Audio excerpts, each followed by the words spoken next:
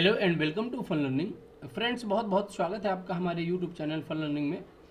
साथियों, आज से हम एक बहुत ही महत्वपूर्ण सीरीज स्टार्ट करने वाले हैं जो स्पेशली फॉर एमपी के जो एग्ज़ाम कंडक्ट होते हैं, जो अभी रनिंग में एग्ज़ाम होने वाले हैं। एमपी पुलिस जो कि हाल ही में कंडक्ट होने वाला है, एमपी एसआई और एमपी पटवारी। हालांकि ये जो सीरीज हम बना रहे हैं ये 1000 प्रश्नों की सीरीज है जो कि एमपी में होने वाले सारे ही एग्ज़ामों के लिए महत्वपूर्ण रहेगी। लेकिन हम ज़्यादा फोकस कर रहे हैं एमपी एग्ज़ाम्स में, जिनमें से पुलिस और एसआई के साथ साथ ही एमपी की पटवारी की वैकेंसी महत्वपूर्ण है। तो आज हम पहला पार्ट लेके आए हैं। बेसिकली इसमें 1000 क्वेश्चन हम शामिल करेंगे जो कि बहुत ही महत्वपूर्ण रहेंगे। तो बिना देरी की हुई आज हम स्टार्ट करते हैं पार्ट 1, जिसमें बहुत ही इंपॉर्टेंट टेस्ट रहेंगे। 30 क्वेश्चंस का एक सेट रहेगा और हम कोशिश करेंगे कि हर दिन एक सेट लेकर के आपके साथ आएँ और साझा करें। वीडियो में शुरू से लास्ट तक जरूर बने रहें। यदि आप पहली बार हमारे चैनल में आए हैं तो सब्सक्राइब जरूर करें, क्योंकि हम इसमें महत्वपूर्ण कंटेंट्स आपको प्रोवाइड कराते रहते हैं समय समय पर। न सिर्फ मध्य प्रदेश से रिलेटेड एग्जाम से, बल्कि एमपी का बल्कि जीके का काफ़ी सारा पोर्शन और साथ ही साथ में टीचिंग एग्जाम्स का भी। तो चलिए पहला क्वेश्चन देखते हैं कि मध्य प्रदेश का क्षेत्रफल कितना है। बहुत बार ये क्वेश्चन साथियों रिपीट हुआ है, एमपी पुलिस में हो, एमपी पीएससी में हो या एमपी पटवारी में हो।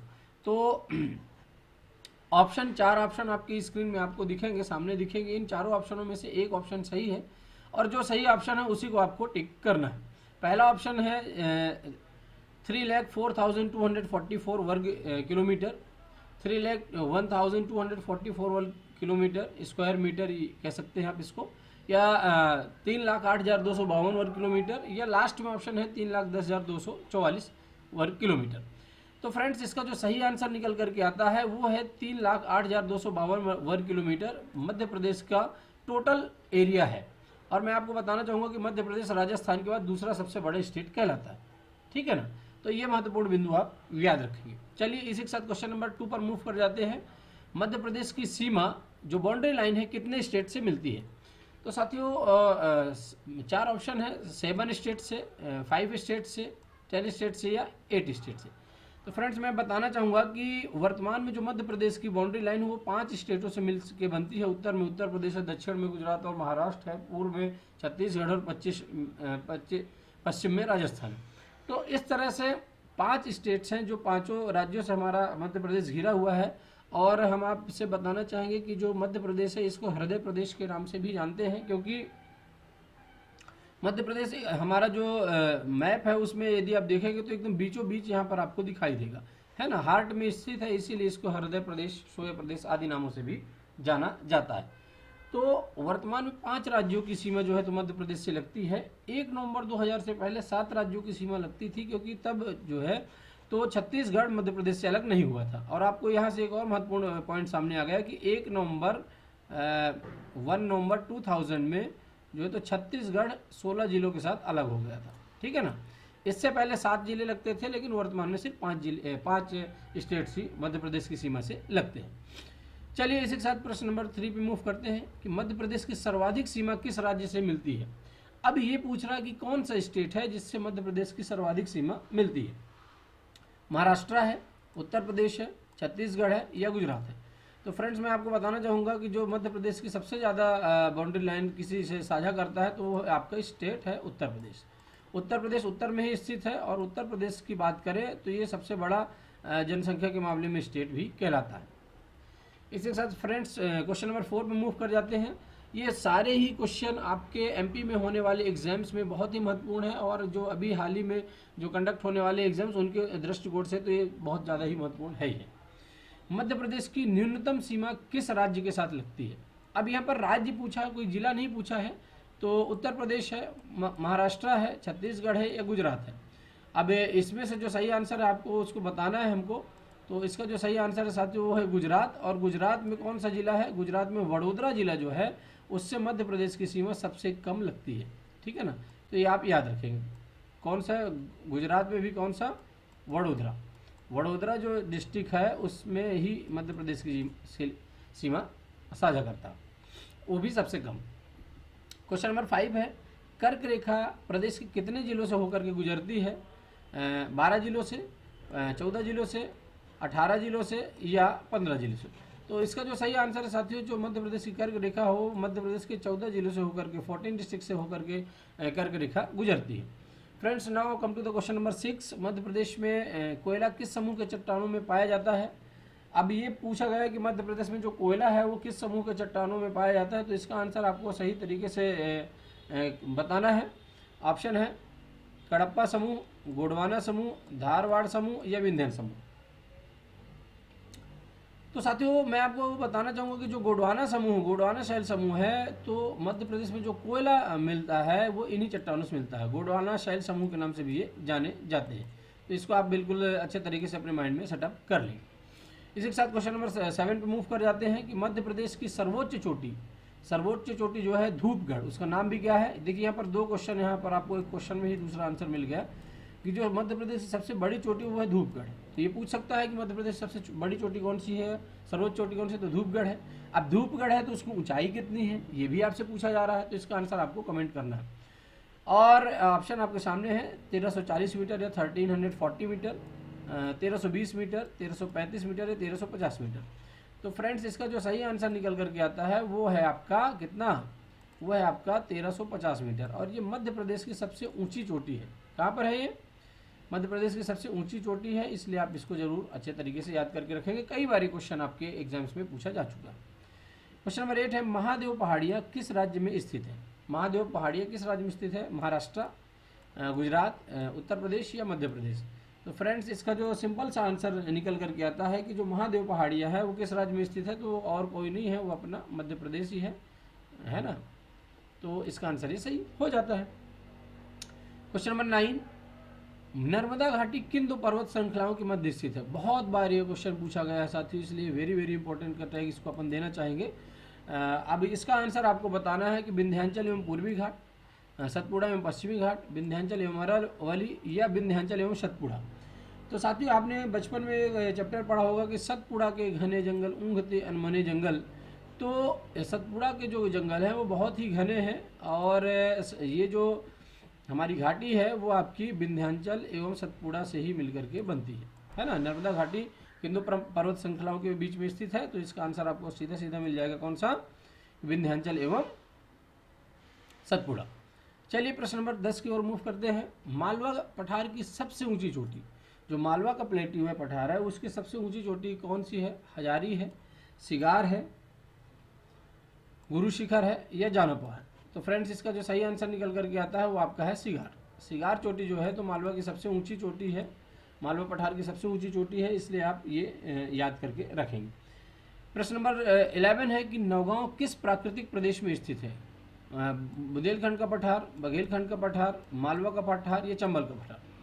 तो क्वेश्चन नंबर 11 का आपको सही आंसर आपको बताना है कि जो नौगांव है किस प्राकृतिक प्रदेश में स्थित है, तो उसका आंसर आपके सामने ये निकल करके आ जाता है कि जो नौगांव है वो आपका कहाँ पर स्थित है? वो आपका स्थित है बुंदेलखंड के पठार में, ठीक है ना। कहाँ पर स्थित है वो आपके बुंदेलखंड के पठार में स्थित है, इसलिए आपका ये सही आंसर हो जाता है। चलिए क्वेश्चन नंबर नेक्स्ट मूव करते हैं।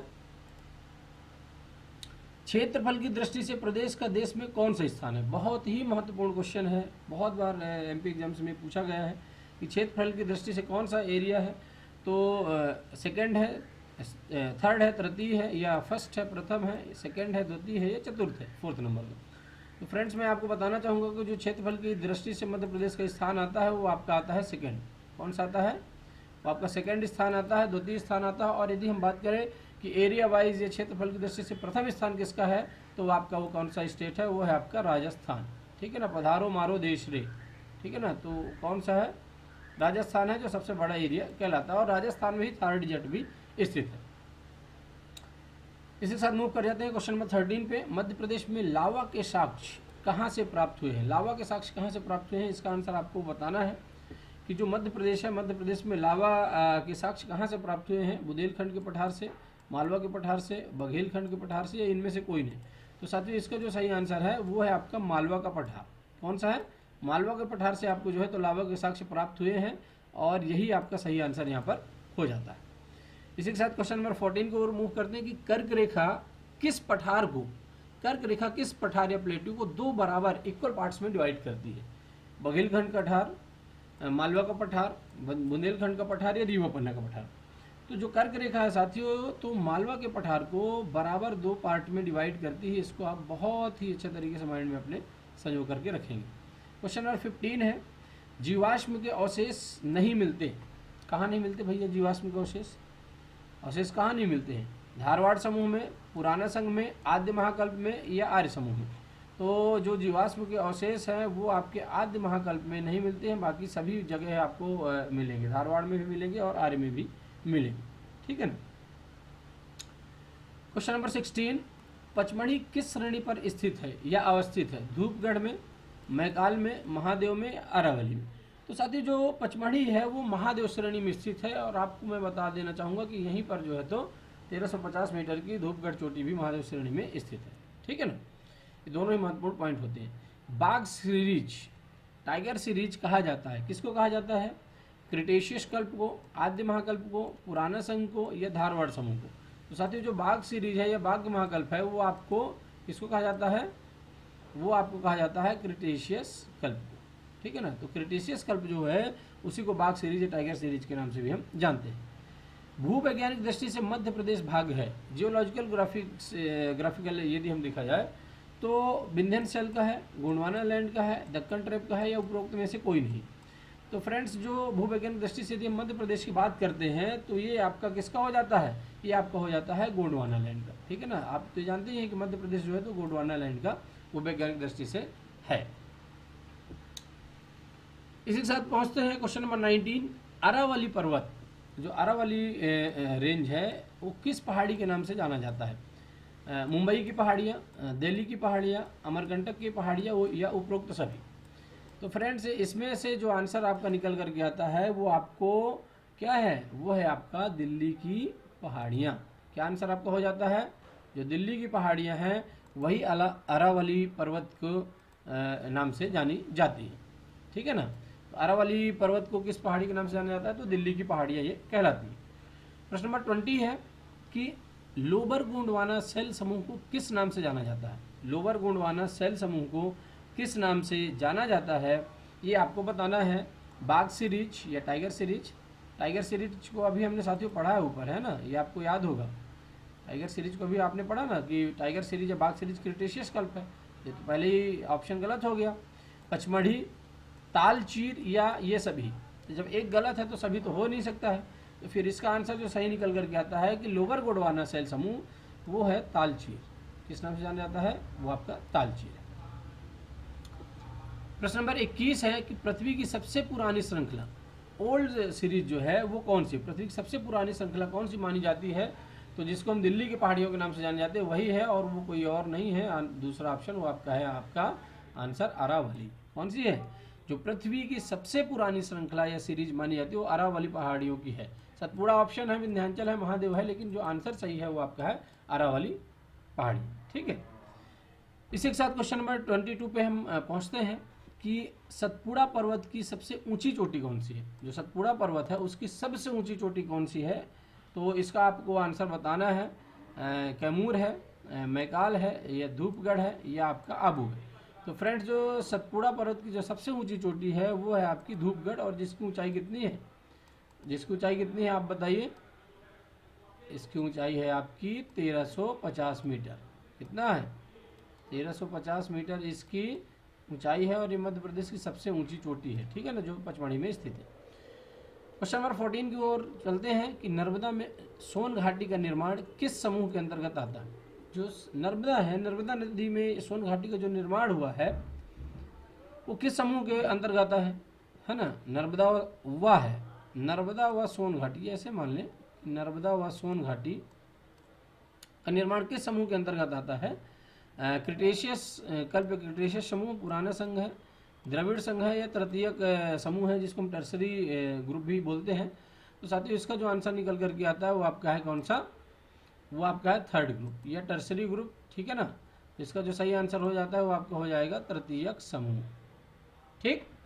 चलिए क्वेश्चन नंबर 14 देखते हैं, 24 कि विंध्याचल पर्वत की सबसे ऊंची चोटी कौन सी है? विंध्याचल पर्वत की बात कर रहे हैं ना, अभी हम पूरे मध्य प्रदेश की बात नहीं कर रहे हैं, हम सिर्फ पूछ रहे हैं कि विंध्याचल पर्वत की सबसे ऊंची चोटी कौन सी है। हजारी है, अमरकंटक है, गुरु शिखर है या जानापो है। तो साथियों जो विंध्याचल पर्वत है उसकी जो सबसे ऊंची चोटी है वो आपकी है अमरकंटक। कौन सी है? विंध्याचल की सबसे ऊंची चोटी है आपकी अमरकंटक। तो यही इसी तरह से आपका आंसर सही हो जाता है। ठीक है ना। चलिए क्वेश्चन नंबर नेक्स्ट की ओर मूव करते हैं। विंध्याचल पर्वत में से निम्न में से किस नदी का उद्गम होता है? किस नदी का उद्गम होता है ये आपको बताना है। 4 ऑप्शन आपकी स्क्रीन में सामने ही दिख जा रहे हैं।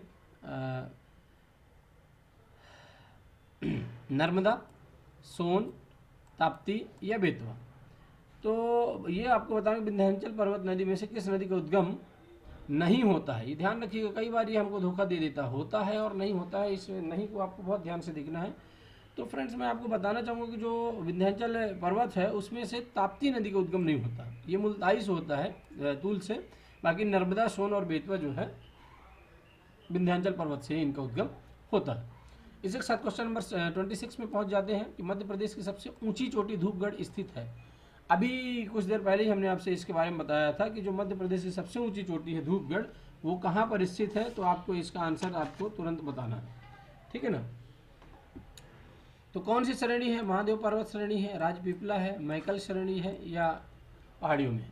तो साथियों इसका जो सही आंसर निकल करके आता है कि मैकल श्रेणी में जो सतपुड़ा पर्वत है वहाँ पर ही ये हमारी मध्य प्रदेश की सबसे ऊंची चोटी धूपगढ़ स्थित है। ठीक है। और इसी तरह से आपका आंसर सही हो जाता है। इसी के साथ क्वेश्चन नंबर नेक्स्ट पे मूव कर जा रहे हैं कि धूपगढ़ चोटी स्थित है सतपुड़ा रेंज में, विंध्य रेंज में, राजपीपला में, इनमें से कोई नहीं। तो सतपुड़ा मैकल श्रेणी किस में है आपकी? सतपुड़ा रेंज के अंतर्गत मैकल श्रेणी आती है। और वहीं पर क्या है कि धूपगढ़ चोटी जो जिसकी ऊंचाई मध्य प्रदेश में सबसे ज़्यादा है 1350 मीटर है, वहाँ पर ये स्थित है। तो इनमें थोड़ा कंफ्यूज नहीं होंगे आप, है ना।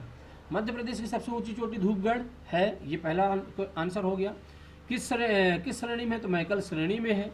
और जो रेंज है वो कौन सी है? विंध्यन रेंज है कि राजपीपला है कि अरावली है कि सतपुड़ा है। तो आपका उसका आंसर सही निकल कर आ जाता है कि सतपुड़ा रेंज में। इसी के साथ क्वेश्चन नंबर 28 देखते हैं कि मध्य प्रदेश का एकमात्र हिल स्टेशन कहाँ स्थित है। जो मध्य प्रदेश का एकमात्र हिल स्टेशन है वो कहाँ पर स्थित है? आपको आंसर इसको बताना है। राजपीपला पहाड़ी या मैकाल श्रेणी, महादेव पहाड़ी या गोविंदगढ़ पहाड़ी। तो इसका जो सही आंसर है बताइए आप, है ना। तो इसका आपका आंसर निकल करके क्या आता है? बताइए बताइए कौन सा आंसर आता है आपका? इसका आंसर आपका आता है महादेव पर्वत श्रेणियाँ। कौन सा आंसर आ जाता है? महादेव पर्वत श्रेणियाँ। ठीक है ना। तो ये आपका आंसर सही हो जाता है। इसी के साथ हम क्वेश्चन नंबर नेक्स्ट पे मूव कर जाते हैं फ्रेंड्स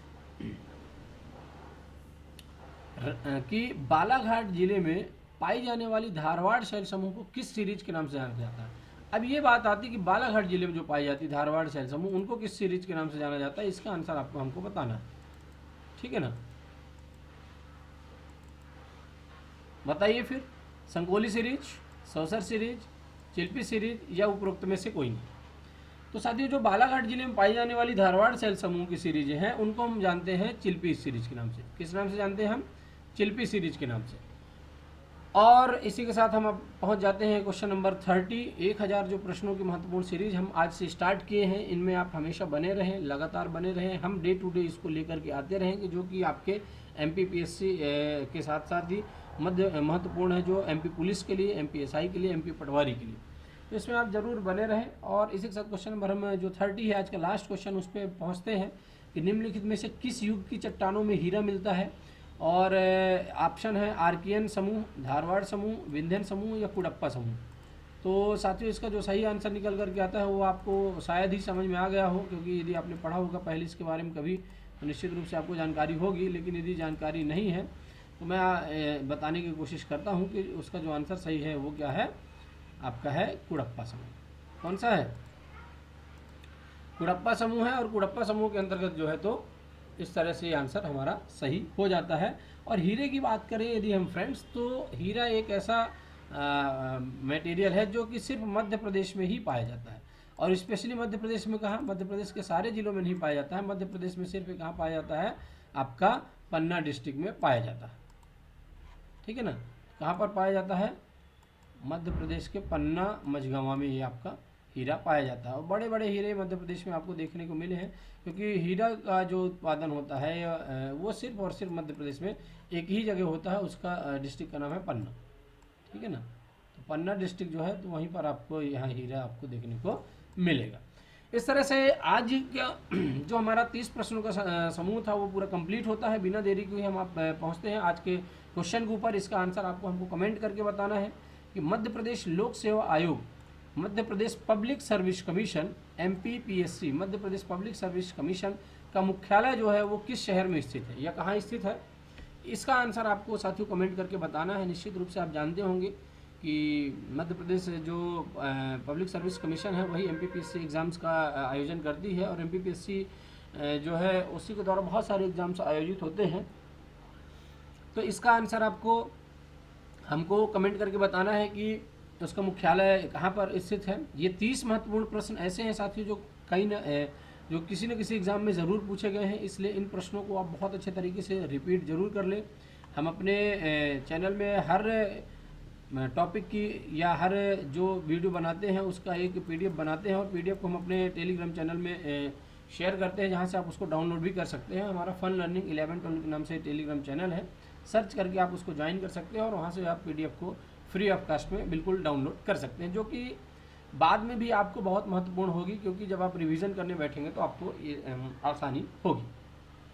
क्वेश्चन हमने आपको बता ही दिया है कि मध्य प्रदेश लोक सेवा आयोग या MPPSC, Madhya Pradesh public service commission का जो मुख्यालय है वो कहाँ पर स्थित है, उस शहर का आपको नाम बताना है, उस जगह का नाम बताना है। साथ ही साथ में साथियों हमारी मेहनत आपको निश्चित रूप से पसंद आई होगी, ये बहुत यूज़फुल रही होगी, क्योंकि हम किसी भी वीडियो को बनाने के लिए काफ़ी एनर्जी लगाते हैं, यूज़ करते हैं, तमाम तरीके से कंटेंट ढूंढते हैं, उसके बाद ही एक वीडियो बन करके तैयार होता है, जो हम आपके सामने 15 मिनट 20 मिनट तो वीडियो क्लिक करके आते हैं। आप सोशल मीडिया जरूर हमारे ज्वाइन करें। फेसबुक में फन लर्निंग के नाम से पेज है, उसको ज्वाइन कर सकते हैं। इंस्टाग्राम में आप हमको अनूप कुमार 11-12 के नाम से फॉलो कर सकते हैं, और टेलीग्राम में भी आप हमको ज्वाइन कर सकते हैं, क्योंकि टेलीग्राम चैनल आप जब ज्वाइन करेंगे तो आपको समय समय पर उसकी फ्री ऑफ कॉस्ट में PDF आपको प्रोवाइड होती रहेगी। ठीक है फ्रेंड्स, तो ये 1000 प्रश्नों की एक महत्वपूर्ण श्रृंखला है, और आज से हमने इसको स्टार्ट किया है MP police, MP SI, MP पटवारी को देखते हुए, इसलिए आप इन वीडियोस में ज़रूर बने रहें। साथ ही साथ में जनरल नॉलेज के लिए भी एक महत्वपूर्ण प्रश्न है जो कि मध्य प्रदेश के स्टेट से बिलोंग करते हैं। आप हमारे चैनल में यदि फर्स्ट टाइम आए तो उसको सब्सक्राइब करना मत भूलें। साथ ही साथ में लाइक करें, शेयर करें अपने दोस्तों साथियों फ्रेंड्स के साथ, और कमेंट करना नहीं भूलें। जो भी सजेशन आपका होगा तो उसको हम बिल्कुल अच्छे तरीके से देख करके आगे अब और अच्छा करने की कोशिश करेंगे। तो फ्रेंड्स मिलते हैं हम अपने और एक महत्वपूर्ण पार्ट के साथ अगले वीडियो में। Be always positive and thank you.